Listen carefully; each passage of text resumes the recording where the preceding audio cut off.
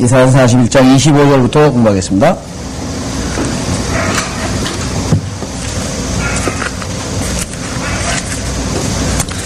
네, 이사야서 41장 25절 보시면은, 자, 내가 한 사람을 북쪽으로부터 일으켰으니 그가 오리라. 태양이 뜨는 곳으로부터 그가 내 이름을 부르리니 그가 와서 통치자들을 마치 회반죽을 이김같이 토기장이가 진흙을 밟음같이 하리라. 예, 예수 그리스도 주님께서 이제 일으키시겠다. 21절부터 24절까지가 참 인간이 하나님 앞에 아무것도 아닌 것이라고 하는 사실을 주님께서 말씀하시고 이제 한 사람을 일으키신데 북쪽으로부터 일으키신다고 했습니다. 오늘 모임이 여러분 잘 아시는 것처럼 예수 그리스도, 그 예수 그리스도께서 하늘로부터 오시는데 그 하늘이 북쪽에 있다. 셋째 하늘이 북쪽에 있다는 사실은 이미 여러 번 공부한 바가 있습니다. 그렇죠? 예, 하나님께서 계신 곳은 북쪽이다. 여러 군데가 있지만 그 중에 대표적인 것이 시편 75편이라고 했습니다. 시편 75편을 보시면 시편 75편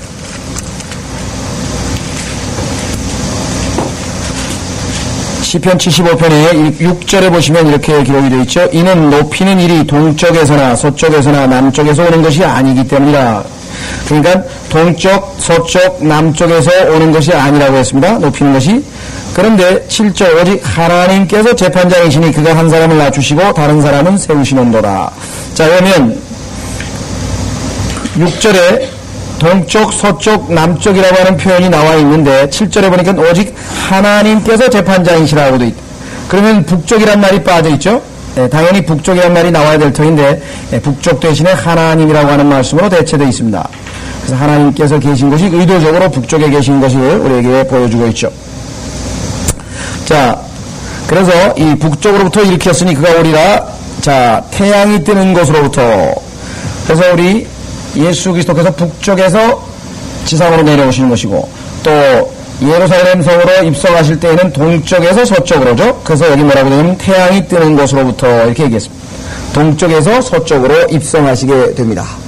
그래서 동서 그 다음에 북, 그래서 하나님의 방향은 북에서 남이고 동에서 서다 이렇게 말씀을 드린 적이 있었습니다. 자, 그가 와서 통치자들을 마치 회반죽을 이김같이 토기장이가 진흙을 밟음같이 하리라. 예수 그리스도께서 오셔서 이 지상에 있는 모든 이방의 왕국들을 쳐부시는 것, 우리는 다니엘서 2장에서도 봤고 또 시편 2편에서도 봤고 곳곳에서 주님께서 이방인들을 심판하시는 심판주로서 오시는 것을 우리가 살펴본 바가 있었습니다. 26절 누가 처음부터 이 일을 구하여 우리로 알게 하였으며 또 이전부터 구하여 우리로 그는 의롭다고 말하게 하였느냐. 자, 그는 의롭다. 예수 그리스도입니다. 25절에 오시는 그 예수 그리스도는 의로우신 분인데 그분이 의롭다고 하는 것을 누가 알았겠냐 이거죠. 아무도 몰랐다. 누가 처음부터 이를 구하여 우리로 알게 하였으며 또 이전부터 구하여 우리로 그는 의롭다고 말하게 하였느냐. 하나님께서 보내시는 분, 그 예수 그리스도가 어떤 분이신지에 대해서 인간은 아는 바가 하나도 없었다. 오히려 정령 보여주는 자도 없고 정령 구하는 자도 없고 정령 내 말을 듣는 자도 없더라. 아무도 없다 이게. 인간치고 하나님께서 예수 그리스도를 일으키셨는데 그분이 의로우신 분이라고 하는 사실과 같은 것을 알고 있었고 전파하고 알려주는 사람이 하나도 없었다. 자, 첫째가 시온에 말하기를 보라 그들을 보라 하리니 내가 기쁜 소식을 가져오는 자를 예루살렘에 주리라. 기쁜 소식을 가져오는 자 당연히 예수 그리스도죠. 하나님께서 예수 그리스도를 예루살렘에 주시겠다고 했는데 보라 그들을 보라 하리니. 문제는 27절에 첫째 사람이라고 첫째가 그런데 이 첫째 사람이 누구냐? 누가 없이 튀어나와 있죠? 모르겠다 이게. 첫째라고 하는 사람이 이게 지금 침례인 요한이 선포하는 그것을 언급해서 침례인 요한에 대한 언급인지 그것 같기도 하고 성경적으로 봤을 때 앞뒤 문맥에 전혀 갑자기 첫째라는 말이 튀어나왔기 때문에 우리가 확실하게 알 수가 없습니다. 예. 어쨌거나 첫 번째 사람이 시온에다가 말하기를 behold 보라 그랬죠. 그들을 보라. 자, 이 그들이 누구겠는가? 여기 보니까 그 다음에 바로 나라고 나와 있어요. 그들과 나. 그들을 보라 하리니 내가 기쁜 소식을 가져오는 자를 예루살렘에 주리라. 문맥으로 봤을 때는 히브리서 2장 13절과 좀 유사한 문맥인 것 같습니다. 정확하게는 모르지만 우리가 짐작컨대 히브리서 2장 12절 보시면 이렇게 기록되어 있습니다. 히브리서 2장 12절 말씀하시기를 내가 주의 이름을 내 형제에게 선포하고 교회 가운데에서 주를 찬송하리다 하셨으며 또다시 내가 주를 의지하리라 하시고 또다시 보라 여기 나와있죠. 보라 나와 하나님께서 내게 주신 자녀를 보라 이렇게 있습니다. 그러니까 여기서 지금 13절에 나와있는 보라 그렇게 있죠.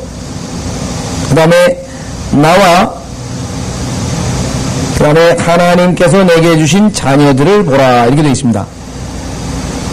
우리는 아마 예수 그리스도께서 지금 얘기하신 것 그들을 보라 할 때 이사야서 41장 27절에 그들은 아마 하나님의 자녀들이 아니겠는가. 이건 추측입니다. 참고 구절을 다 봐도 이와 관련된 구절이 특별한 구절이 없기 때문에 우리가 히브리서와 관련지어서 살펴봤습니다. 내가 기쁜 소식을 가져오는 자를 예루살렘에 주리라. 하나님께서 구세주이신 예수 그리스도를 이스라엘 백성에게 주셨고 물론 전 인류에게 주셨죠. 28절 내가 보았더니 아무도 없으며 그들 가운데는 내가 그들에게 물었을 때 한마디의 답변을 줄 수 있는 어떤 상담자도 없었더라. 보라 그들은 모두 할 것이며 그들의 만든 것들은 아무것도 아니요 그들이 부어만든 형상들은 바람이며 혼돈뿐이라. 26절과 마찬가지죠. 26절에도 28절에도 하나님께 뭔가를 알려주고 하나님께 뭔가를 가르쳐 줄 사람은 아무도 없다는 것이죠. 아무리 봐도 하나님 앞에 감히 알려주는 사람도 없고 질문을 해도 답변을 하는 사람도 없다. 그래서 여기 보시면 내가 보았더니 아무도 없으며 그들 가운데는 내가 그들에게 물었을 때 한마디의 답변을 줄 수 있는 어떤 상담자도 없더라. 실제로 여러분들 예수 그리스도께서 복음서에 보면 질문하셨을 때 그 예수 그리스도의 질문을 답변할 수 있었던 사람이 있었는가? 답변을 못합니다. 그죠? 예수님이 한마디 질문하면 전부 다 답변을 못하는 것을 우리가 성경에서 찾아볼 수 있는데요. 자, 로마서 3장 19절에 보시면 왜 그런가가 이유가 남아 있습니다. 왜 인간은 하나님께서 말씀하시는 질문하시는 것에 답변을 할 수가 없는 것인가? 로마서 3장 19절을 보시면 이렇게 기록되어 있습니다. 이제 율법이 말하는 것은 무엇이나 율법 아래에 있는 사람들에게 말하는 것인 줄 우리가 아노니 이는 모든 입을 막고 온 세상이 하나님 앞에 죄가 있게 하려 함이니라. 온 세상이 하나님 앞에 죄가 있게 하려 함이라. 입을 막는데 하나님 앞에 감히 내가 의롭도다라고 나설 인간이 하나님 앞에 아무도 없다라고 하는 것이죠. 하나님을 가르칠 사람도 물론 없고요. 로마서 11장에 보시면 이렇게 기록되어 있습니다. 로마서 11장 34절 로마서 11장 34절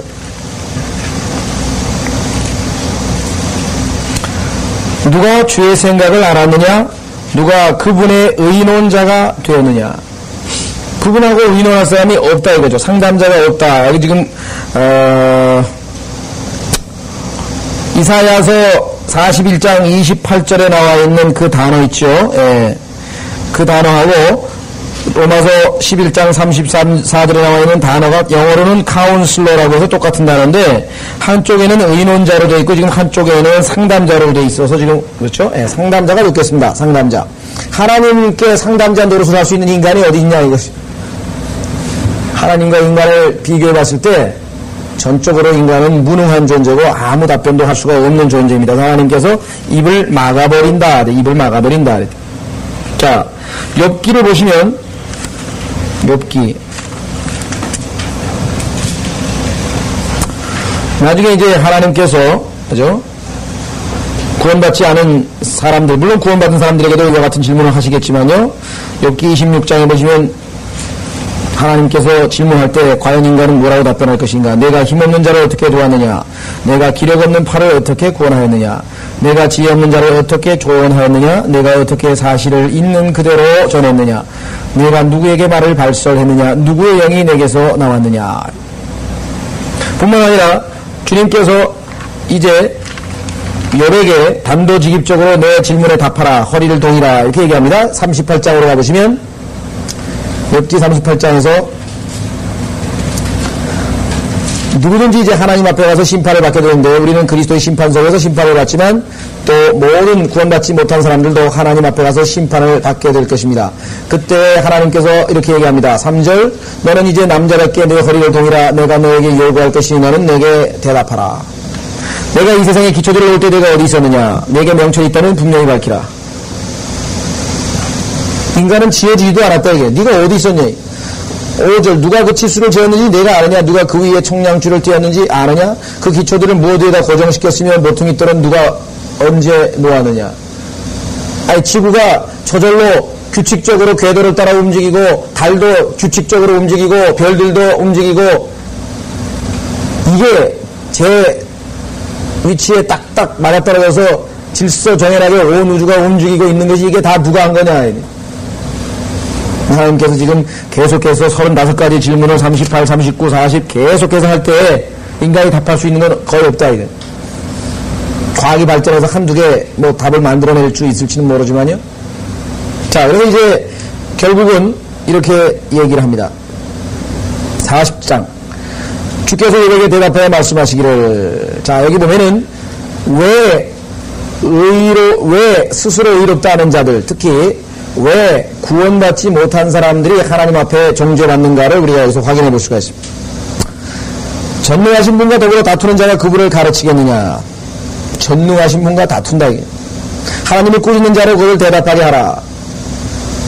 만약에 어떤 사람이 주님보다 더 의로워서 하나님을 꾸짖을 정도가 되면 그건 뭐예요? 신이지 인간이 아니죠. 그래서 뭐라고 얘기하냐면요.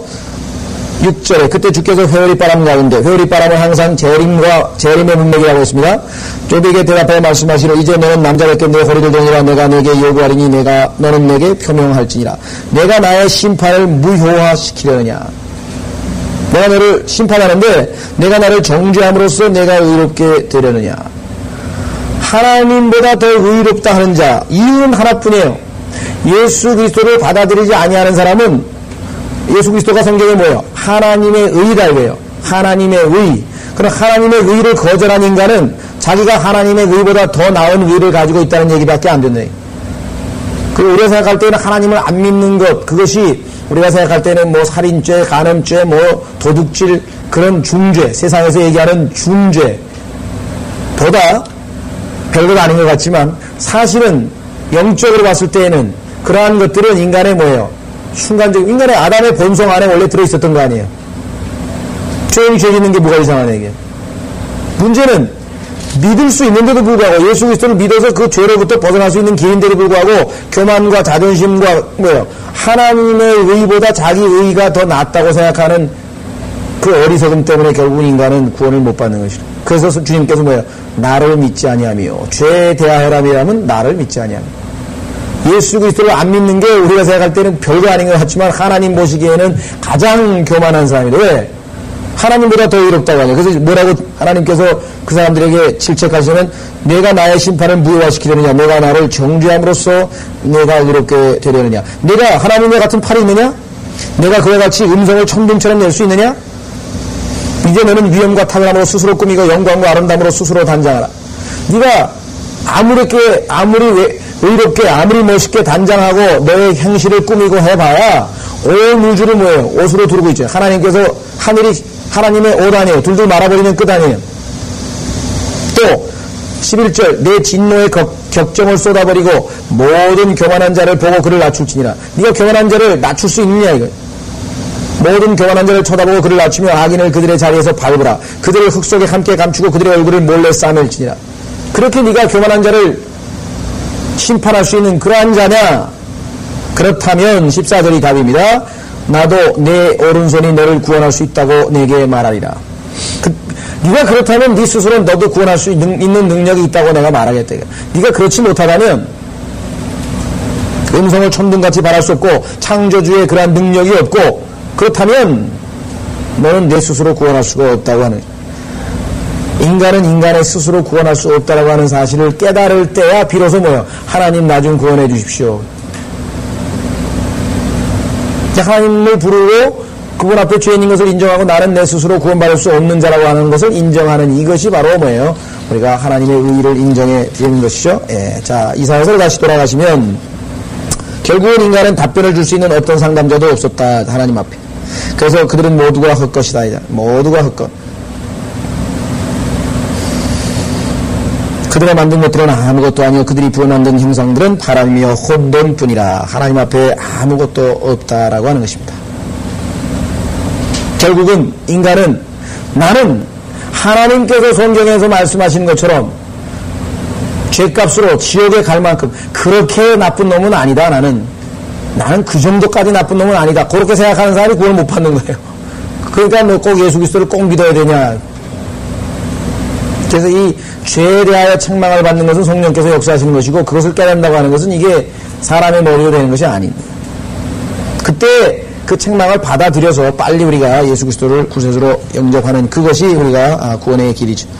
자, 42장으로 가시면 이제 예수 그리스도에 관한 이야기가 나옵니다. 내가 드높이는 나의 종을 보라. 나의 택한 자 그 안에서 내 혼이 기뻐하는도다. 내가 내 혼이 그를 기뻐하는도다. 이렇게 직접 목적격으로 하는 게 더 좋다고 했습니다. 그 안에서보다는 내 혼이 그를 기뻐하는도다. 내가 나의 영을 그에게 두었으니 그가 이방인들에게 심판을 가져오리라. 그는 외치지 아니하며 음성을 높이지 아니하며 그의 음성이 길거리에서 들리지도 않게 하리라. 그는 상한 갈대를 꺾지 아니하며 연기나는 심지를 끄지 아니하고 그는 심판을 진리로 가져오리라. 그가 땅에 심판을 세우기까지는 쇠하거나 낙담하지 아니할 것이나 그 사람들이 그의 율법을 기다리리라. 예수 그리스도에 관한 것입니다. 자, 혹자는 나의 종이라고 했을 때 이사야서에서 나의 종이라고 했을 때 주로 100%는 아니지만요. 주로 이스라엘과 관련지어서 하나님께서 그와 같은 용어를 사용합니다. 예를 들면 43장 1절 43장 1절에 이제 오 야곱아 너를 창조하신 주가 이같이 말하노라. 오 그죠? 이스라엘아 너를 조성하신 분이 말하노라. 너는 내 것이라. 너 종이란 말이 여기 안 나오네. 44장 1절 44장 1절이 나오는군요. 예, 44장 1절에 종이란 말이 나옵니다. 오 나의 종 야곱아. 종이란 말이 나왔죠. 2절에도 나오죠. 너를 지으셨고 태에서부터 너를 조성하셨고 너를 도와주실 주가 이같이 말하노라. 오 나의 종 야곱아. 그렇겠죠? 자, 그 다음에 여러분 잘 아시는 것처럼 이사야서 52장으로 가보십시오.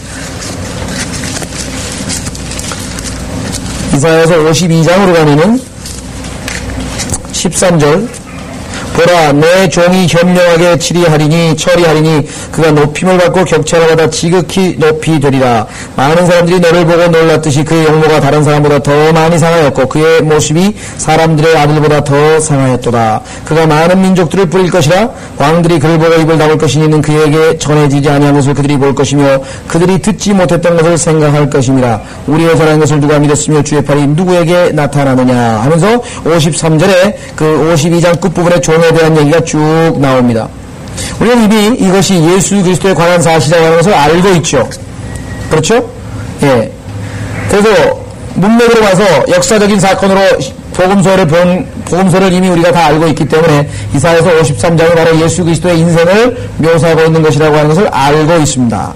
따라서 우리는 나의 종이라고 했을 때 문맥에서 이것이 예수 그리스도에 관한 것인가 아니면 이스라엘에 관한 것인가를 우리가 항상 구분할 줄 알아야 되고 때로는 두 개 다 적용되는 경우도 혹간 나올 수도 있다는 것이죠. 둘 다의 적용이 가능한 이중 적용이 가능한 경우에도 나올 수도 있다는 것입니다. 그래서 이사야서 우리가 42장에서 봤을 때는 이것은 분명히 예수 그리스도에 관한 것이다. 어떻게 알 수 있어요? 신약에서 예수 그리스도에 관해서 이 구절이 인용이 되었으니까 금방 알 수 있죠. 따라서 이것은 논란의 여지가 없이 이스라엘에 대한 얘기가 아니라 비록 44장에도 또 곳곳에 나의 종이란 말이 이스라엘에 관한 얘기이지만 이것은 예수 그리스도에 관한 표현이라고 하는 것을 우리가 알 수가 있습니다. 마태복음 12장에서 바로 이 구절이 인용이 되어 있습니다. 예수 그리스도에 관해서.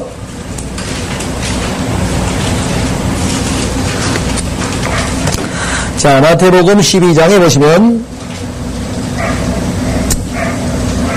14절 마태복음 12장 14절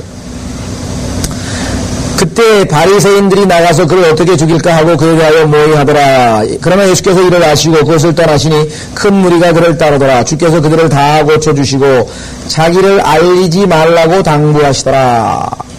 자, 예수님께서 자기를 알리지 말라. 왜? 17절 그것은 선지자 이사야를 통하여 말씀하신 바를 이루어지게 하려 함이니 말씀하시기를 내가 택한 나의 종을 보라. 예수님이란 말이죠. 그는 나의 사랑하는 자로 그 안에서 여기도 내 혼이 그를 기뻐하노라. 내가 내 영을 그에게 두리니 그가 이방인들에게 심판을 보니라. 그는 다투지도 아니하고 울부짖지도 아니할 것이며 또한 아무도 그의 음성을 길거리에서 들을 수 없으리라. 상한 갈대를 꺾지 아니할 것이며 연기나는 심지도 끄지 아니하리니 그가 심판하여 승리할 때까지 하리라. 아까는 그가 심판을 진리에 이르게 하리라 이렇게 되어 있는데 여기는 지금 승리로 성령께서 구약을 인용하시면서 진리란 말을 승리로 바꿔놨죠. 또 이방인들이 그의 이름을 신뢰하리라 하신 것이라. 따라서 우리는 마태복음을 통해서 이 이사야서 42장에 나와 있는 종은 예수 그리스도에 관한 언급이라고 하는 것을 우리가 알 수가 있습니다. 자, 아까 봤듯이 이사야서 41장 끝부분에 아무도 하나님의 상담자가 될 수 없고 아무도 하나님을 섬길 수가 없고 아무도 하나님에 답변할 수 없기에 하나님께서 뭐예요? 스스로 인간의 모습을 하고 이제 나타나셨다. 하나님을 도와줄 사람 아무도 없대. 그래서 하나님께서 인간의 몸으로 나타나신 예수 그리스도의 모습이 42장에 분명하게 계시가 되어 있습니다. 자, 예수님은 하나님의 아들이셨습니다. 우리가 너무나 잘 알고 있죠. 그러나 또한 예수님은 종으로 오셨다. 빌립보서 2장에 보시면 예수 그리스도께서 종의 형태로 오셨다고 기록되어 있습니다. 빌립보서 2장 15절 2장 5절 빌립보서 2장 5절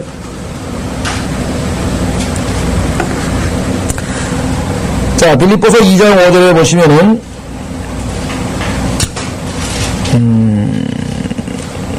5절부터 보시죠. 7절에 있지만 5절부터. 자, 너희 안에 이 생각을 품으라. 곧 그리스도 예수 안에도 있는 생각이라. 그는 하나님의 형체로 계심으로 하나님과 동등하게 되는 것을 탈취라 생각지 아니하셨으나 오히려 자신을 비워.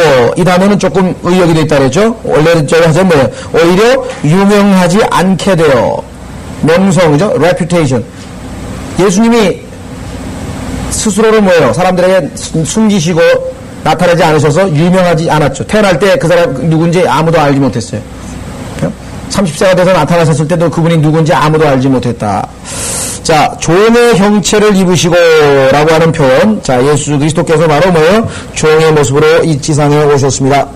그래서 나는 섬김을 받으러 온 것이 아니라 섬기러 왔다. 예수님 스스로가 여호와의 주님의 종으로 나타나셨습니다.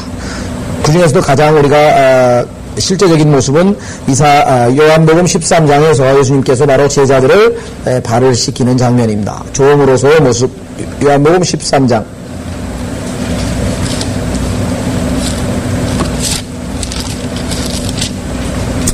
요한복음 13장 보시면은요,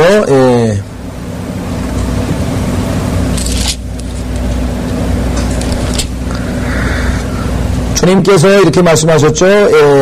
발을 씻었다.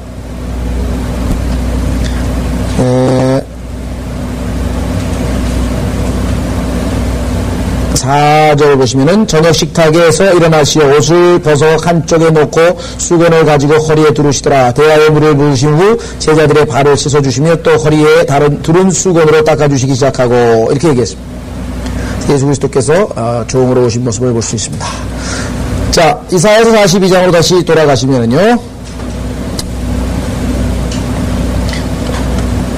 예수 그리스도께서 1절서부터 보시면 초임 때의 모습인 것을 알 수 있습니다. 왜?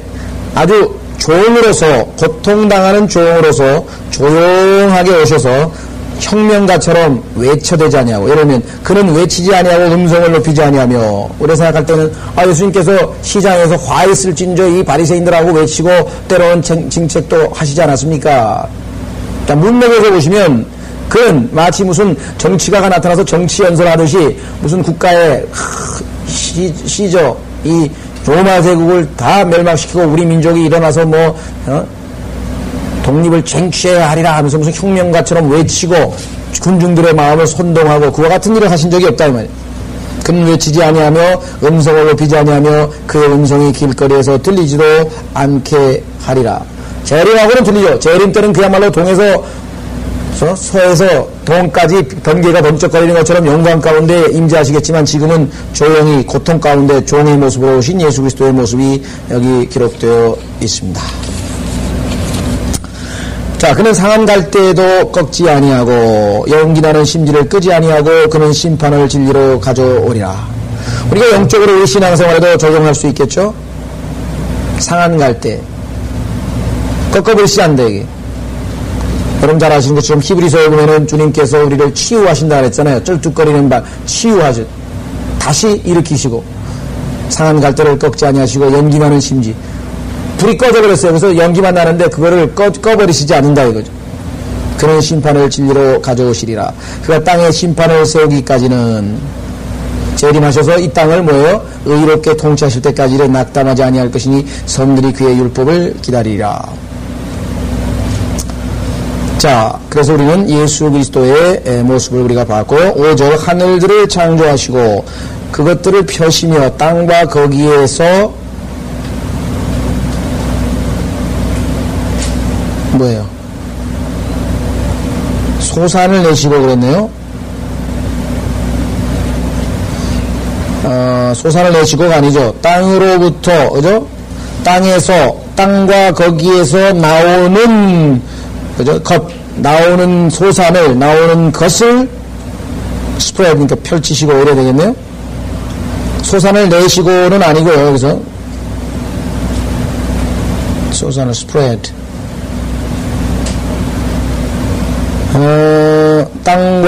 땅을 펼치시는 거죠. 두 번째, that which cometh out of it. 그 땅으로부터 나오는 것이죠. 나오는 것. 우리가 소산이라고 보는 거거든요. 땅에서 나오는 소산, 이렇게 하면 좋겠네요. 거기에서 소산을 내시고 아니라 땅에서 나오는 소산을 펼치시고 그 위에 있는 백성들에게 호흡을 주시며 땅이죠. 그 안에 다니는 자들에게 땅이죠. 영을 주시는 분이신 하나님 주가 이같이 말하노라.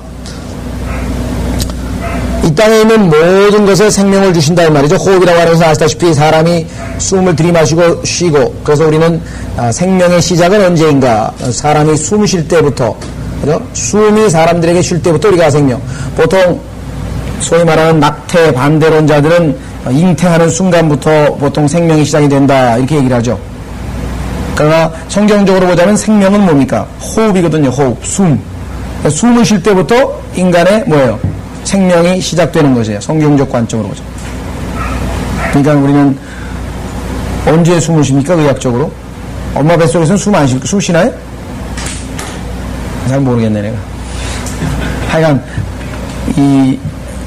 일반적으로 잉태하는 순간에 바로 그것이 생명이다. 그렇게 얘기할 수는 없다는 거죠. 우리가 숨을 쉴 때, 호흡을 할 때부터 성경에서는, 성경적으로 봤을 때에는 생명. 그래서 죽어있던 것이 언제 살아나요? 에스겔서 37장에 보면 하나님께서 숨을 불어넣으실 때 살아나잖아요. 그죠? 예. 그래서 우리는 그것을 좀, 염두에 두시면 되겠습니다. 예. 자, 뿐만 아니라 이 영을 주신 분이신 하나님, 이렇게 되어 있죠? 사람의 영을 창조하셨다는 표현도, 스가랴서에 보면 나와 있습니다. 스가랴서에 보시면, 12장. 스가랴서 12장에 보시면,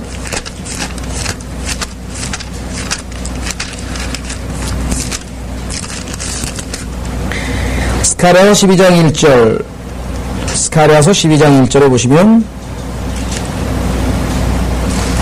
이스라엘을 향한 주의 말씀의 엄중함이라 하늘들을 펼치고 땅에 기초를 놓으며 사람 안에 사람의 영을 형성하는 주가 말하노라. 그렇죠? 사람 안에 사람의 영을 형성하는 주가 말하노라. 자, 그래서 여기 이사야 42장에 영을 주신 분이신 하나님 주가 이같이 말하노라. 6절, 나 주가 의로 너를 불렀으니, 너는 누굽니까? 1절에 나오는 종이죠. 그렇죠? 6절에 나 주가 의로 너를 불렀으니 했을 때 너는 당연히 1절에 나와 있는 종이잖아요. 나의 종. 내가 내 손을 붙들고 너를 지킬 것이며, 하나님께서 마귀의 공격과 십자가상에 있는 모든 고통 가운데서 지키셨죠. 그 다음에 백성의 약속과 이방인들의 빛으로 너를 주리라. 여기서 약속이라는 단어는 조금 정확하게 하면 언약입니다. 언약. The covenant. 언약. 그래서 우리는 이것을 New Covenant 또는 New Testament라고 하죠. 신약, 새로운 언약. 백성의 언약과 이방인들의 빛으로 너를 주리라. 예수 그리스도께서 세상의 빛이라고 하고 스스로 말씀하셨죠? 여러분 잘 아시는 것처럼 요한복음 12장 8절. 요한복음 12장 8절에 보시면 예수께서 말씀하시는 내가 세상의 빛이라, 이방인들의 빛이다 그 말이죠. 요한복음 12장 8절. 요한복음 12장 8절. 12장 8절 아닌가요? 예, 맞습니다. 12장 8절이 아니고 거꾸로인가요?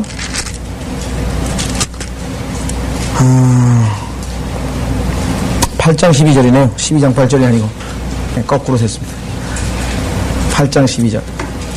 요한복음 8장 12절 주께서 이렇게 말씀하십니다. 그때 주께서 다시 그들에게 말씀하시기를 나는 세상의 빛이라 나를 따라오는 사람은 결코 어두움 속에 다니지 아니하고 생명의 빛을 얻으리라고 하시더라. 그래서 이방인들의 빛으로 너를 주리라. 예수 그리스도께서 하나님께서 이 세상에 주신 빛입니다. 그래서 예수 그리스도께서 가시니까 어떻게 돼요? 이 세상의 빛 6시 예수 그리스도께서 십자가에서 죽으신 그 순간이 오후 6시죠? 오후 3시에 돌아가셨고 참 오후 6시에 장사되셨죠? 자, 6시부터 소위 말하면 밤이 시작이 돼서 다음날 새벽 6시까지 그래서 그 기간을 밤, 새벽 10시부터 저녁 6시까지 낮 그래서 1시간인데요 12시간 그래서 교회 시대 2시간으로 나누어서 마가복음 13장에 보면은 밤의 4경점으로 이 교회 시대를 얘기를 하고 있습니다. 마가복음 13장 세상의 빛 되신 예수 그리스도께서 가셨습니다. 그래서 지금 현재는 교회 시대는 밤이다. 근데 그 밤을 성경에서는 4수로 나눴는데 마가복음 13장 35절 뭐라고 되어 있냐? 저녁이라서 저녁. 그러니까 6시부터 9시까지를 성경에서는 저녁이라고 그랬고요.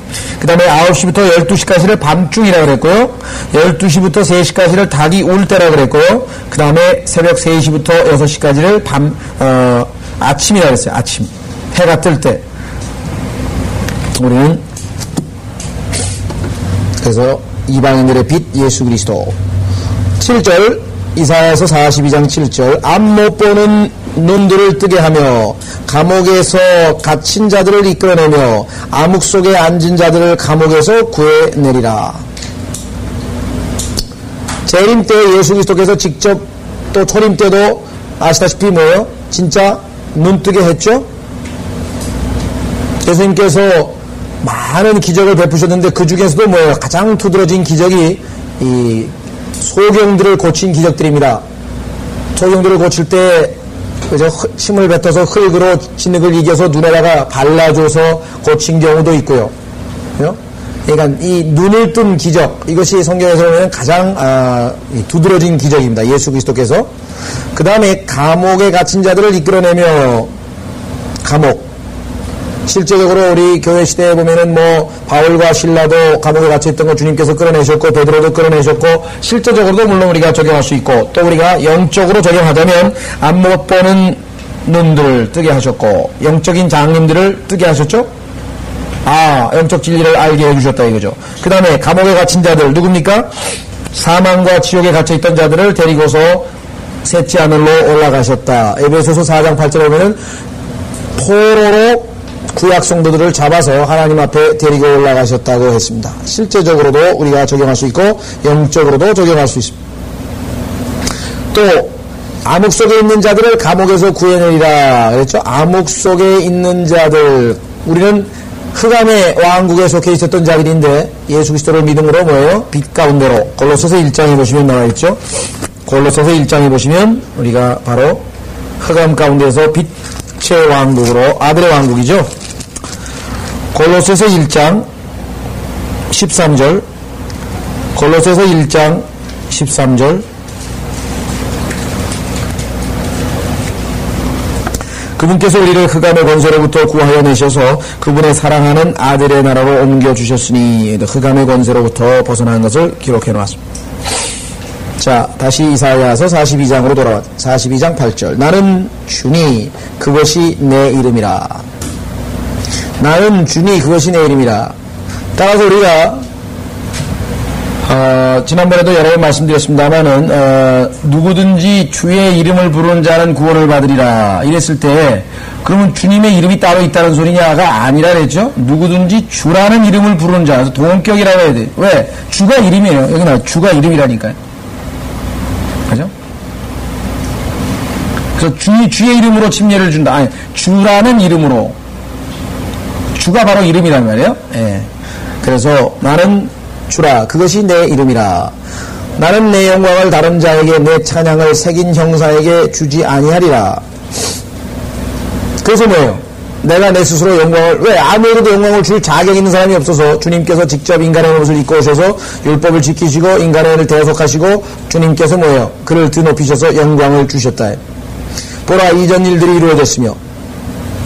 자, 하나님과 인간의 차이점 예언이라고 그랬습니다. 이전 일들이 이루어졌으며 내가 새 일들을 선포하나니 그 일은 뭐냐? 이 일이 시작되기 전에 내가 그 일들을 너에게 말하리라. 아직 이루어지지 않은 일을 미리 내가 얘기하겠다. 나중에 성취되면 바로 내가 하나님인 것을 너희로 알게 하는 것이죠. 그래서 성경에서 인간과 하나님 차이는 여러 가지, 창조의 능력에 있어서 차이가 있고 모든 것에 차이가 있지만 하나님께서 가장 강조하신 것은 항상 뭐예요? 미래의 일을 내다볼 수 있는 능력, 예언에 관한 얘기입니다. 놀라운 사실은 예수 그리스도를 믿는 자에게는 뭐예요? 예언의 영을 주셔서 우리로 하여금 미래의 일들을 알게 하신다. 10절 바다에 그랬는데요. 바다에 다니는 너희들과 그 다음에 그 안에 있는 모든 것들과 섬들과 그 거민들아. 여기서 지금 go down to the sea니까 다 직역을 하자면 조금 더 정확하게 번역하자면 바다에 다니는 보다는 바다 밑으로 내려가는 그래야 되겠네요. 그죠? 바다 밑으로 내려가는 너희들과 그 안에 있는 모든 것들과 섬들과 그 거민들아 새 노래로 주께 노래하며 땅 끝에서부터 그를 찬양하라. 10절은 교회 시대가 되겠습니다. 새 노래. 우리는 골로새서에 보면은 우리가 뭐예요? 하나님께 노래를 부른다는 얘기가 나오죠. 골로새서 3장. 예수 그리스도를 믿는 사람들은 새로운 노래를 갖게 됩니다. 자, 골로새서 3장에 보시면 어떤 노래인가 보세요. 16절, 골로새서 3장 16절. 그리스도의 말씀이 모든 지혜로 너희 안에 풍성히 거하게 되고 거하게 하되 시와 찬송과 영적인 노래로 서로 가르치고 권면하여 너희 마음속에서 은혜로 주께 노래하고. 자, 여기 보면은 노래한다는 단어는 노래한다. 그 다음에 영적인 노래, 그죠? 노래한다, 영적인 노래, 이 두 단어를 우리가 주목해서. 그러니까 예수 그리스도를 믿은 다음에 우리는 이 세상적인 노래, 그죠? 그런 노래가 어색하다, 이게. 어째 옛날에는 즐겨 부르던 노래인데, 제일 제가 가서 앉아있을 때 어색한 데가 뭐냐면 노래방이래요, 노래방. 옛날에 한번 끌려가 봤는데, 친척들이 다 가니까 그냥 끌려가가지고 그냥 앉아있어 봤는데, 아이고, 이게 그 가사도 그렇고, 이게, 영 나하고 내 마음하고 안 맞잖아요. 예? 쿵짝쿵짝 하는 건 말할 것도 없고, 노세, 젊어서 노세, 나부터 시작해가지고 그냥 나오는데, 내가 가지고 있는 것과는 완전히 틀리다, 이게. 우리는 뭐예요? 누구에게 노래해요? 나와 있는데 여기 뭐라 하세요? 주께 노래하는 얘기, 주께. 우리에게, 사람에게, 무슨, 애인에게, 그게 아니다, 이 말이에요. 주께, unto the Lord. 우리가 찬양하는, 노래 부르는 그 대상은 주님이라, 이게. 주님을 찬양하고, 주님의 사랑을 노래하고, 주님의 능력을 찬양하고, 우리의 신앙을 주께 고백하고, 이와 같은 영적인 노래를 부르게 되고, 새로운 노래를 부르게, 예수 그리스도에 관한 노래를 부르는 것이지, 그렇지 않으면 노래 부를 일이 없는 거예요. 그죠? 또 우리가 듣는 음악, 그것은 영적으로 우리에게 유익한, 우리의, 그죠? 영적으로 우리를 유익하게 해주는 그와 같은 음악들이 우리에게 정말 영적으로 우리를 하나님과 멀어지게 하고 육신을 선동하고 그죠? 자극하고 이러한 모든 노래들과는 우리가 담을 쌓게 됩니다. 하여간 제일 당혹스러운 게 뭐냐면요. 어디 가면은 옛날에 저도 이제 학교에 직장이 있었으니까 사람들끼리 회식이나 그런 갈 거 아니에요. 밥 먹으러 간 것까진 좋아요. 밥 먹고선 그래도 그냥 얘기하고, 그 다음에 이제 여운 시간이요, 한국 사람들은. 그 여운 시간에 노래를 불러야 돼. 노래를 시킨다고. 그럼 부른 노래가 있어야지. 그러니까 이제 할 수 없이, 그때는 이제 고린도전서 13장을 하나 외워가지고, 성경 구절이니까. 그래서 이제 사랑은 그 있잖아요. 예, 그거를 불렀어요. 맨날 불렀더니 이제 그거 그래가지고 그 다음 거 하나 또 노래를 하나 외워놔대. 그래서 그건 이제 이 주님에 대한 그런, 주님인데 사람들이 보면 그게 애인처럼 생각돼, 그죠? 네, 당신을 사랑한다 그러고, 뭐, 당신을 뭐, 전파한다 그러고, 뭐, 그런 얘기가 나면 사람들이 그 당신이 누군지 잘 모르겠지. 그러니까, 그죠? 그래서 이 그리스도인들은 쉽게 노래하며, 새 노래입니다. 묵은 노래가 아니고, 새 노래. 네? 그래서 그리스도인들은요, 금방 알아봐요. 왜? 어떤 사람 보면은 자기도 모르게 입에서 그냥 나온, 길거리 가다가 입에서 찬송이 나오고, 그죠? 그리스도인을 알아볼 수 있는 방법은 두 가지인데요. 아주 갑작스러운 위기가 닥치거나 아주 어려운 일이 생기거나 어제처럼 그냥 막 광풍이 불어가지고 난리 치면 뭐야, 주여, 주여, 주여. 입에도 모르게 주님 부르는 소리가 튀어나오지. 아니면 뭐예요? 길거리 가면서 찬송이 나오네, 이게. 주 예수 사랑 기쁨 내 마음속에가 나오는지, 아니까 뭐가 나오는지, 찬송이 나오고, 설거지 하면서도 찬송이 나오고, 청소하면서도 찬송이 나오고. 그리스도인들의 특징. 여기 나와 있습니다. 새 노래로 주께 노래하며 땅 끝에서부터 그를 찬양하라. 광야와 거기 있는 성읍들과 케다린이 가는 마을들도 그들의 음성을 높일지니라. 바위의 거민들도, 여기는 물론 지명이 케다른 아라비아를 얘기하고, 바위의 거민들은 역시 아라비아 반도 위에 있는 셀라 페트라 성을 얘기하죠. 노래하게 하며 그들로 산꼭대기에서 소리 지르게 할지니라. 그들로 주께 영광을 돌리며 섬들 안에서 그의 찬양을 선포하게 할지니라. 왜? 주님께서 재림하시니까 영광 돌리라 이 말이죠. 13절 재림하시는 표현이 나옵니다. 주께서 용사같이 나가시어 전쟁하시는 분, 전사와같이 토기를 일으키시고 부르짖으며 정령 표효하여 그의 원수를 쳐서 승리하시리라. 표효한다라고 하는 표현, 사자가 울부짖는 소리를 표효한다 그러죠. 사자가 울부짖는 소리. 사자가 울부짖는 소리 플러스 그 다음에 14절 보세요. 내가 오랫동안 조용히 참아왔으며, 얼마 동안? 2000년 동안. 2000년 동안 조용히 참아왔으며 잠잠하여 스스로 자제하였으나 때가 됐다 이거예요. 이방인들의 때가 꽉 찼다 이게. 이놈들이 이제 도저히 안 되겠다 이게. 아모리인들의 죄가 뭐예요? 꽉 차니까 하나님께서 때가 됐어. 출애굽시키셔서 이스라엘 백성들을 보내서 심판하셨던 것처럼 2000년을 참아왔는데, 여러분들이 하나님이라고 생각해보세요. 그리고 역사책을 한번 읽어보세요.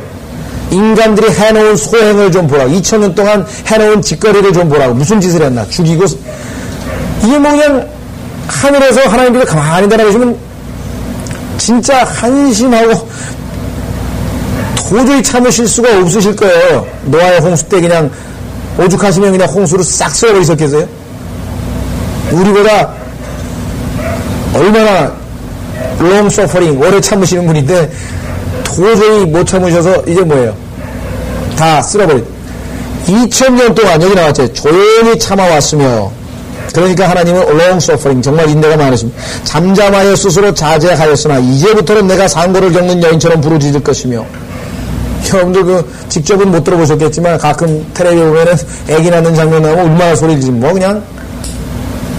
그러니까 사자가 표현하는 부르짖는 거 플러스 애기 낳는 여자가 아파서 소리 지르는 거, 하나님께서 그냥 앉아있다가 그냥 흉내도 못 내요. 그죠? 그 소리를 그냥 오 지르면서, 그것이 재림하시는 예수 그리스도의 모습이라고. 전혀 부드러운 어린 양의 모습이 아닙니다. 정말 무시무시한, 예? 그래서 여기 보시면 두 가지, 13절과 14절 아주 부정적인 모습입니다. 내가 뭐예요? 즉시 파괴시키고, 즉시란 말보다는 단번에가 좋겠습니다. at once. 한 번에 그냥 확, 그야말로, 예, 요즘 사람들이 쓰는 싹쓸이네요. 싹쓸이. 한 번에 그냥 확 하면은 완전히 뭐예요? 온 우주가 황폐해지는 그런 엄청난 심판이 여기 나와 있습니다. 2000년 동안 이 땅에 소행을 참아오신 하나님. 어떤 사람은요, 하늘을 향해서 하나님이 살아있으면 한번 날 쳐봐. 그런 놈도 있었고요. 지가 하나님이라고 하면서 그냥 내가 하나님이라고 하면서 하나님 노릇한 놈도 한두십니까, 지금 이 지상에? 그리고 뭐 거짓말하고 속이고 뭐 악독하고 정말 로마서 1장에 나와 있는 그 죄악들이 로마 당시인데요. 로마가 BC 2000년 아니에요. 지금으로부터 2000년 전 아니에요. 그럼 그 또 4000년 동안은 어떻게 됐겠어요? 2000년, 4000년, 6000년인데요. 주님께서 오신 이후로 2000년 동안의 그 소행이라고 하는 것은, 그래서 여기서는 아주 참아왔다라고 하는 표현을 쓰셨습니다. 오랫동안 자기가 잠잠하셨다 이 말이죠. 자, 15절. 그래서 이제 내가 산들과 작은 산들을 황폐케 할 것이며 심판입니다. 그들은 모든 초목을 마르게 할 것이며 내가 강들을 섬들이 되게 할 것이며 못들을 마르게 하리라. 여러분들, 우리는 재림 때에 있게 될 가뭄에 대해서 여러 번 찾아본 바가 있었습니다. 야고보서 나오고 계시록에 나오고 가뭄에 대해서 우리는 이미 오랫동안 살펴봤죠. 우리는 뭐 지금 홍수인데요. 미국은 1929년 대공황 이래로 최대 가뭄입니다. 그 200명이 죽었어요. 우리는 물난리로 65명밖에 안 죽었는데 거기는 가뭄으로 무려 너무 뜨거워가지고 200명이 죽는 미국에서. 첨단 과학이 있다는 미국에서.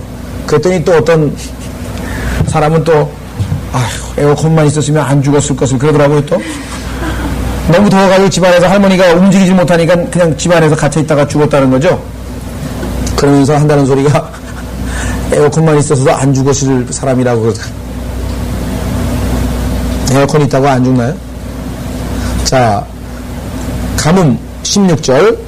자, 내가 소경들을 그들이 알지 못했던 길로 데려오며 내가 그들이 알지 못했던 작은 길들로 인도할 것이요 나는 그들 앞에 어두움을 빛으로 만들며 굽은 것들을 곱게 할 것이라. 내가 이런 일들을 그들에게 행할 것이며 그들을 버리지 아니하리라. 가만있어 봐. 15절에 지금 뭐예요? 황폐케 할 것이며 마르게 할 것이요 마르게 할 것이요 잔뜩 지금 심판에 대한 부정적인 얘기가 나왔다가 16절에 가서 갑자기 긍정적인 얘기로 나와요. 그래서 성경은 뭐예요? 올바로 나누지 아니하면 혼동이 되는 책이라. 왜? 예수 그리스도께서 오시기 직전에 대환란. 그러나 오셔서 뭐예요? 심판하시지만 심판과 즉시 뭐예요? 주님께서 모든 것을 회복하시는 역사, 천년왕국의 역사가 있죠? 따라서 우리는 이사야서를 볼 때 계속해서 긍정적으로 갔다가 부정적으로 갔다, 부정적으로 갔다, 긍정적으로 갔다. 우리가 생각할 때는 막 정신이 없을 정도로 앞뒤가 안 맞는 내용 같지만 바로 올바로 나누어서 확인을 해보면 전혀 문제될 것이 없다라고 말씀을 드린 적이 있었습니다. 자, 16절까지만 하겠습니다. 16절. 소경들을 그들이 알지 못했던 길로 데려오며 내가 그들이 알지 못했던 작은 길로 인도할 것이요 나는 그들 앞에 어두움을 빛으로 만들며. 어두움을 빛으로. 자, 요한복음 9장 보십시오. 요한복음 9장 39절. 요한복음 9장 39절.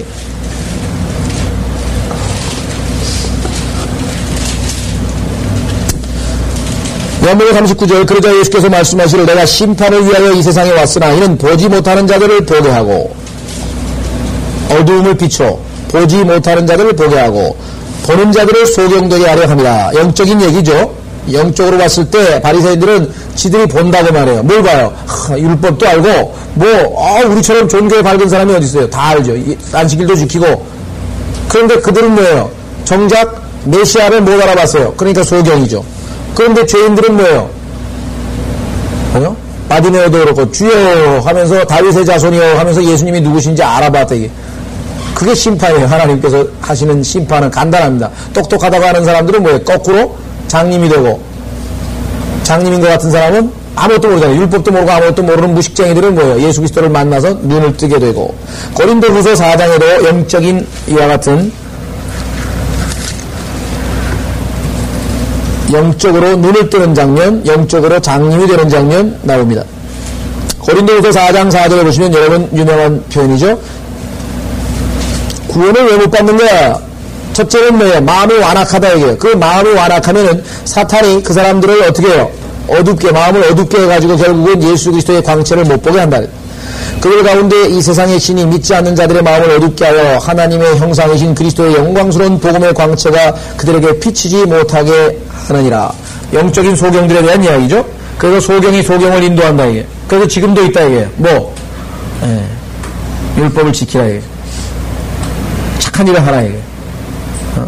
뭐 전도를 많이 하래. 주일 성수를 하래. 선행으로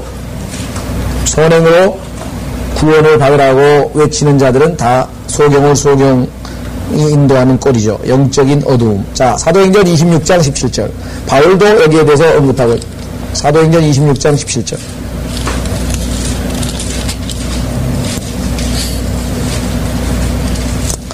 하나님께서 이제 예수 그리스도께서 바울을 보내신 목적이 기록되어 있습니다. 사도행전 26장 17절. 그 백성과 이방인들로부터 너를 구해내어. 누구예요? 바울입니다. 바울을 구해내서 이제 그들에게 바울을 보내서 목적이 뭐예요? 그들의 눈을 뜨게 하여 흑암에서 광명으로 사탄의 권세에서 하나님께로 돌아서게 하며 그들로 죄사함을 받게 하고 내 안에 있는 믿음으로 거룩하게 된 사람들 가운데서 유혹을 받게 하려는 것이라고 한다. 눈을 뜨게 하여 흑암에서 광명으로. 그래서 유명한 존 뉴턴이라고 하는 사람 있죠? 존 뉴턴이라고 하는 그 노예상인이었죠. 16세기, 17세기인가요? 노예상인이었던 사람이 이제 그리스도를 믿고 자기가 뭐예요? 눈을 떴다. 하죠? 그래서 Amazing Grace. 그 노래를 할 때 뭐예요? Was I blind? 나는 과거에 장님이었으나 but now I see. 그래. 옛날에는 내가 장님이었는데 지금은 보노라. 그죠? 지금은 보노라. 자, 그래서 이사야서에서 여기 지금 어두움을 빛으로 만들며, 자, 굽은 것들을 곧게 할 것이요 라고 하네요. 굽은 것들을 곧게 할 것이요. 하나님께서 구부려놓은 것을 누가 굽게 하겠느냐, 똑바로 하겠느냐. 하나님께서 구부려 놓은 것을 누가 똑바로 하겠느냐. 아무도 똑바로 못하죠. 하나님이 오셔야 됩니다. 자, 보십시오. 전도서 1장에 보시면은 솔로몬이 이 세상을 가만히 관찰하니까 너무 구부러진 게 많아. 그냥 꾸불통 해가지고 펼 수가 없어요. 도저히. 정치도 그렇고 경제도 그렇고 인간도 그렇고 뭐 교육계도 그렇고 정치계도 그렇고 하여튼 뭐 어딜 가든지 뭐가 똑바로 돼 있는 게 하나도 없대. 똑바로 돼 있는 게 다 꾸불터 있대. 그래서 이렇게 고백을 합니다. 전도서 1장 15절. 구부러진 것은 반듯하게 할 수 없고, 구부러진 것은 똑바로 되질 않아요. 왜 되지 않는가? 원인은 전도서 7장 13절. 하나님의 일을 생각해보라. 그가 굽게 하신 것을 누가 굽게 할 수 있겠느냐? 그가 굽게 하신 것을 누가 곧게 할 수 있겠느냐? 이 세상에 이루어지는 모든 삐뚤어진 일들, 하나님의 심판이. 왜? 하나님께서 내버려 두시니까. 그러나 이제 주님께서 재림 때에는 개입하셔서 그 모든 굽은 것들을 어떻게 해요? 똑바로 펴신다 이거죠. 굽은 것들을 똑바로 펴십니다. 자, 그래서 다시 이사야서로 오시면은 굽은 것들을 곧게 할 것이야. 내가 이런 일들을 그들에게 행할 것이며 그들을 버리지 아니하리라. 그렇습니다. 그래서 주님께서 오셔서 영광을 받으시는 장면들이 기록되어 있고, 17절에 가면 이제 여러분 잘 아시는 것처럼 심판, 우상 숭배자들에게 심판하시는 내용이 나옵니다. 우리는 다음 시간에 계속해서 이사야서 42장 16절까지